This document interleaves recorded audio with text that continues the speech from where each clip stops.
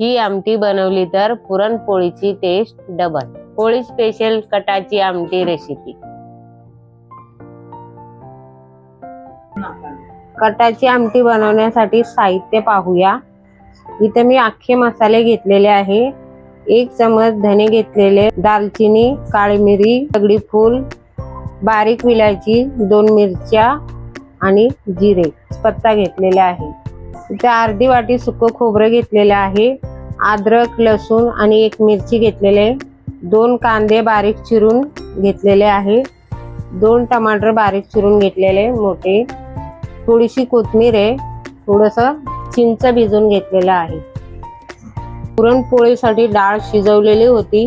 गूळ घालण्याच्या आधी मी थोडीशी डाळ काढून घेतलेली आहे आमटीमध्ये टाकण्यासाठी।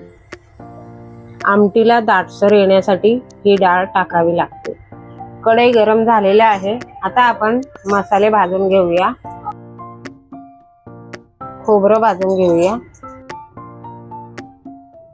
लालसर झालेलं आहे। आता आपण काढून घेऊया।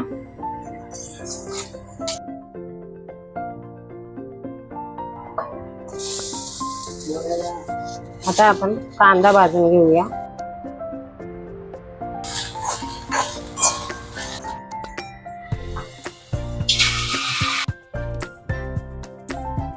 सगळे मसाले भाजून झालेले आहे।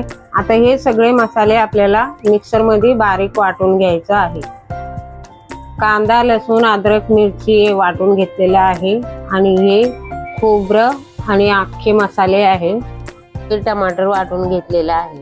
चिंचाचं कोळ काढून घेतलेला आहे। ही डाळ आहे। हे बघा, डाळीचं पाणी येळून काढलेलं आहे। याची आपल्याला कटाची आमटी बनवायची आहे। आता आपण याला गरम करून घेऊया आणि तोपर्यंत मसाला फ्राय करूया। कढाई घेऊया। कढाई गरम होऊ द्या व 2 ते 3 चम्मच आपल्याला तेल टाकायचं आहे आणि मसाला तेलामध्ये चांगलं फ्राय करून घ्यायचं आहे। कढाई आपली गरम झालेली आहे। आता आपण तेल टाकून घेऊया। तेल गरम झालेलं आहे। आता आपण जिरे टाकून घेऊया। जिरे चांगले फुललेले आहे। आता आपण मसाले टाकून घेऊया।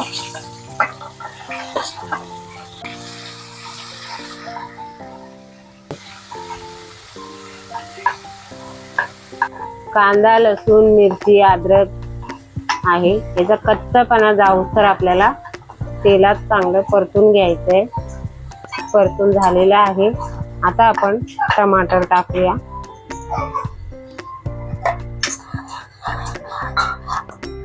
टमाटर पण चांगला आपण परतून घेऊया तेलात।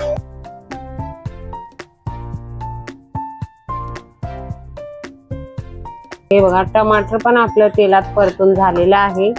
आधी आपण भाजून घेतलेलं आहे, याला जास्त वेळ लागणार नाही। सुके मसाले टाकून घेऊया।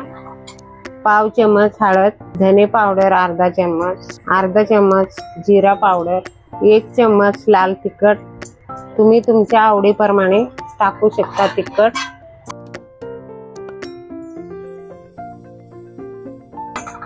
खोबरं आणि अख्खे मसाला वाटलेला चांगलं मिक्स करून घ्यायचं। चांगलं तेलात परतून घ्यायचं। थोडंसं पाणी टाकून आपण मसाले शिजून घेऊया। झाकण लावून 2 मिनिटं वाफवून घेऊया मसाला।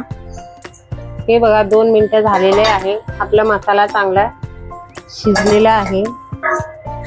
हे बघा, अशा प्रकारे मसाला चांगला तेलात परतून घ्यायचा।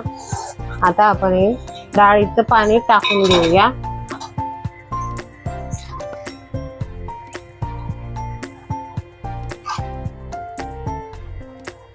चिंचेचं पाणी पण आपण टाकून घेऊया।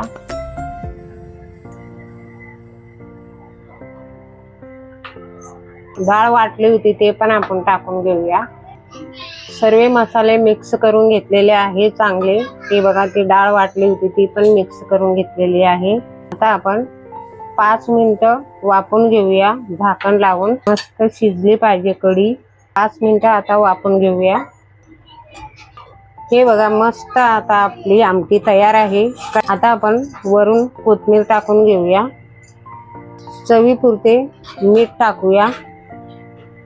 तयार आहे आपली कटाची आमटी आणि पुरणपोळी स्पेशल होळीसाठी। ही रेसिपी होळीसाठी नक्की करा। रेसिपी आवडली असेल तर लाईक करा, शेअर करा, सबस्क्राईब करा आणि कमेंट करा। धन्यवाद।